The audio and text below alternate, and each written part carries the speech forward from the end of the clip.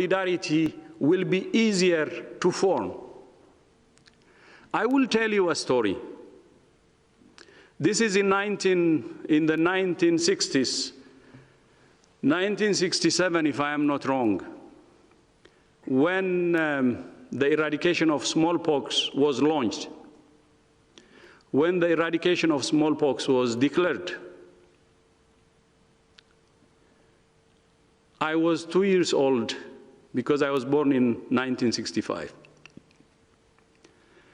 The former USSR and United States came together and agreed to eradicate smallpox and brought the whole world together with them. Do you remember that it was a Cold War era at that time? During the Cold War, the two nations, the former USSR and United States, came together to fight smallpox. It was killing 2 million people annually. 15 million infections annually. The world could not tolerate that kind of disaster. And even during the Cold War, the two powers agreed to fight smallpox together and brought the rest of the world together. Smallpox was eradicated in 10 years from then.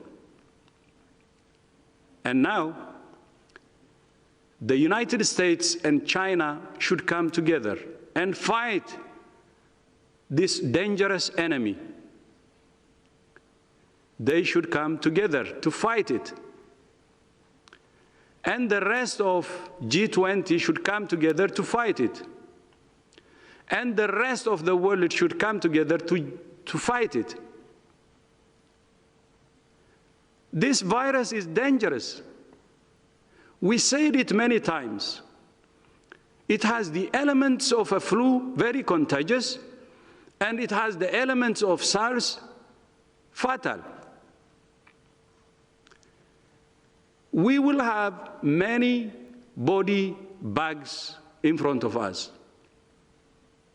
if we don't behave. When there are cracks at national level and global level, that's when the virus succeeds. For God's sake, we have lost more than 60,000 citizens of the world.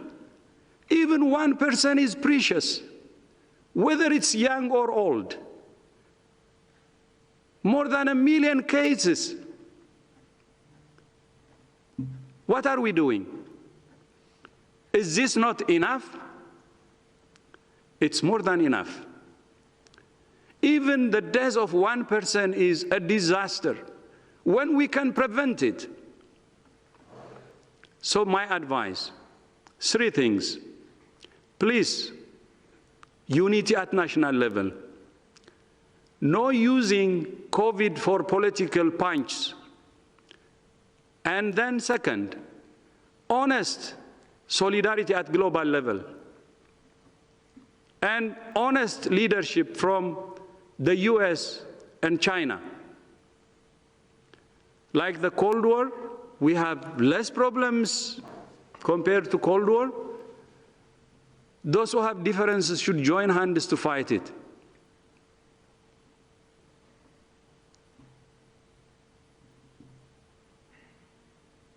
And then the G20 and everybody has to come together.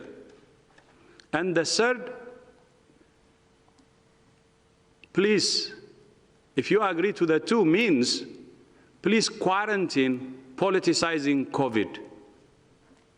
Quarantine politicizing COVID.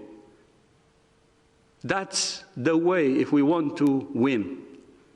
I know I didn't address your question directly. I don't think that's necessary. We shouldn't waste time pointing fingers. We need time to unite. And what I'm saying is not in vain. I have seen leaders who are preaching about this, many leaders for the last 3 months. I'm just joining them. And we can make it. Let's unite.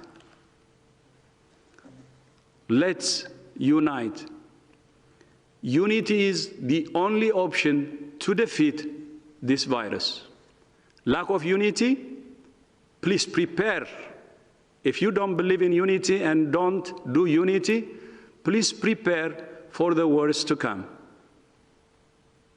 The worst is yet to come if we don't rush to ensure the unity. Thank you. Thank you very much, Dr. Tedros.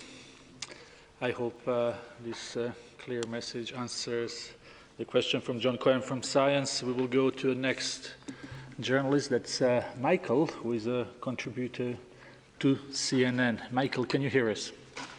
I can hear you. Can you hear me? Yes, please go ahead. Thank you for taking my question. Without referencing the criticism from President Trump, you've already dealt with that, but I did want to ask Director General, sir, that when doing so in the midst of an unprecedented global emergency, when you do get criticism from world leaders, and perhaps President Trump won't be the last, does that really create a setback for you? I mean, I think we can argue that moral suasion, your moral authority is one of the most powerful, if not most powerful tools you have.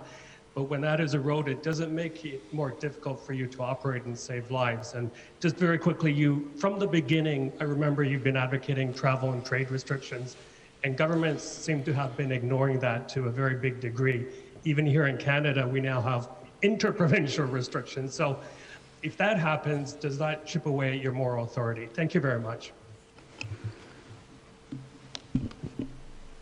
I know that I am just an individual. Tedros is a dot in the whole universe. Issues targeted at me personally, I don't mind. I prefer to really focus on saving lives. I said it many times. We're losing people. Why would I care about being attacked when people are dying? Compare the two. We're losing lives every minute. Please remember, more than 60,000 deaths. I'm not sure if that number is accurate. I would expect that estimate that we have more deaths. Why would anyone in the right conscience think about his personal attack, ignoring the bigger challenge we're facing as humanity? My focus is saving lives. We don't do politics in WHO. We don't. We care for the poor. We care for those who are vulnerable. And we regret when we lose lives. That's where we should focus. I am an individual. I'm no better than anyone who is suffering from COVID. I don't care who says what about me. I would prefer to focus on saving lives. No time to waste. How many more deaths would I like to see? I can't. Why would I worry about myself when the number of deaths is increasing?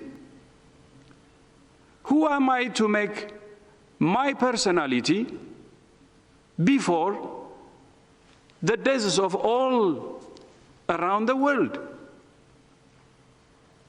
That's why I said, maybe you have followed my Twitter messages, humility.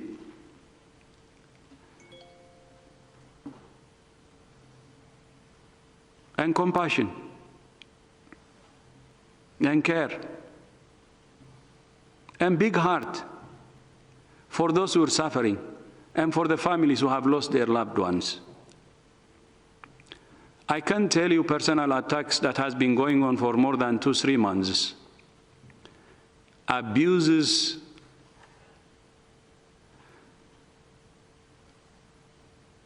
or racist comments, giving me names, black or negro. I'm proud of being black or proud of being negro, because that negro is black, black is black, and I'm proud. I don't care, to be honest. And thank you for asking that question. Maybe for the first time I would make this public. Even death threat, I don't give a damn, because it's personally targeted to me. 3 months in the same situation. What makes me sad is, I said it last presser, when the whole black community was insulted, when Africa was insulted, then I don't tolerate. Then I say people are crossing the line. When it's personal, even death threat, I didn't care. I didn't even respond. When, as community, people start to insult us, that's enough. That's enough. We cannot tolerate that. But since I don't have any inferiority complex when I am personally affected or attacked by racial slurs, I don't care, because I am a very proud black person or negro. I don't care being called even negro. I am. That's what came from some quarters. And if you want me to be specific, 3 months ago, this attack came from Taiwan. We need to be honest. I will be straight today. From Taiwan. And Taiwan, the foreign ministry also, they know the campaign. They didn't dissociate themselves. They even started criticizing me in the middle of all that insult and slur. But I didn't care. 3 months. I say it today because it's enough. But still, they can continue. I don't care. Because what I care is when humanity is insulted, when we don't care, when we have more than 60,000 body bags. I care when the crosses are lined and when black community is insulted as community. So it's not personal. I tolerated 3 months and I can tolerate 3 years, 30 years, 300 years. No problem if it's personal, if it's targeted to Tedros. But I assure you, we will do everything right in WHO. We will do everything that we can to serve humanity. We will do everything that will help us to have no regrets at all. But in that process, we may make mistakes. We're not angels. We are human beings. So we make mistakes like other human beings. That's why I said we will do assessment, we will see our weaknesses, we will see our strengths. Let's care about each and every individual, the human being. And I will repeat again, we need national unity. Unity across party lines. Let's not use this COVID to attack party or another opponent. We need global solidarity. The most powerful should lead the way. And please quarantine COVID politics. That's what we want. We don't care about personal attack. We don't. We care about the life passing every single minute unnecessarily because we couldn't unite to fight this virus and because we're not understanding the power of unity to fight a common enemy. There is a very clear line, a fight between humanity and this virus. That's it. That's what we should use to fight and win. Thank you. Thank you very much, talking about countries that are struggling, we will go to Yemen now to hear from Aziz from Yemen National Radio. Aziz, can you hear us? Yes, I did. Hi, how are you? Thank you for taking my question. I don't know where to start, but let's talk about Yemen for an instant. What's the plan going there? What's going on? I've reached to the envoy, and it was very hard. Numbers are not correct. Emails are not correct. The page that sourced the information for the citizens actually is written as shopping for motorcycles. So it's such a lot of effort that has been made by the WHO, but it's kind of not realistic for Yemen to have no cases at all, or maybe the Yemenis have some genetics that works for this. So can you tell me more about the plan that is implemented in Yemen, and how is it 27 million, around 27 million, and only 600 tests are available? Thank you, Aziz. Thank you for the question. Maybe Dr. Ryan has some information about Yemen. We'll certainly provide more, but Dr. Altaf Buzani is our country representative there. Altaf is a highly experienced public health leader, previously worked in Iraq, and he's working very closely with Lisa Grande, the UN humanitarian coordinator there. Yemen, as you know, and again, my sympathies for the people in every part of Yemen. The population and the people of Yemen have been to hell and back in the last number of years, both in terms of the destruction of health infrastructure, large outbreaks, including cholera, as we've seen over the last number of years. And WHO has been there with our partners, and we have stood with the people of Yemen, wherever they are in Yemen, to provide essential health services, the provider of last resort, trauma and clinical management pathways, mobile clinics, vaccination, and now surveillance and response for COVID-19. I'll have to check the numbers you mentioned to me on the number of tests available. We know we have provided testing capacity, and we continue to work with the government to beef up the capacity to do isolation and to do contact tracing and quarantine of contacts.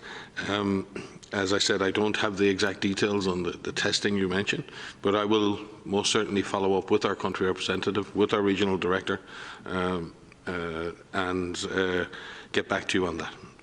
But please be assured of WHO's absolute commitment to support the health, safety and welfare of the people of Yemen. Thank you very much, Aziz, for calling from Yemen. We will go now to India. United News of India, Ajit. Ajit, can you hear us? United News of India, Ajit.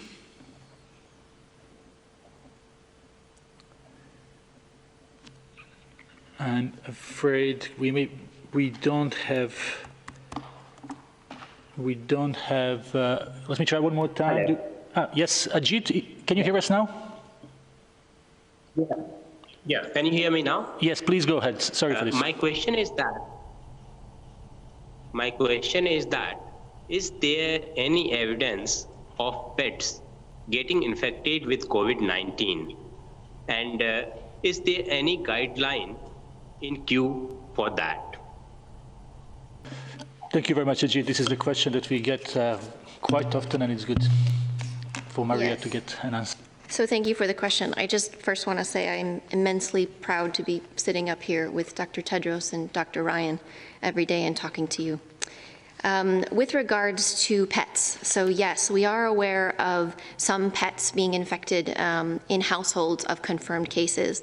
So we're aware of 2 dogs that have been infected in Hong Kong, a cat in Belgium, and we've heard recently the reports of a tiger at the Bronx Zoo. There are several groups that are conducting investigations in animals to really understand how pets are infected. It seems like they are infected from their owners who are infected. There was one study that was done in Wuhan of cats, which we are aware of, that was conducted before and after the outbreak, and found that cats can be infected with this virus. We're working very closely with our partner agencies at FAO and OIE to really look more in depth at the role of pets. We don't believe that they're playing a role in transmission, but we think that they may be able to be infected from an infected person. And so they're not a major driver playing a major role in transmission in COVID-19 outbreak. And may I just add, it's extremely important that as people worry and have concerns about sources of transmission, that we refrain from any act of cruelty to animals. They're beings in their own right, and they deserve to be treated with kindness and respect.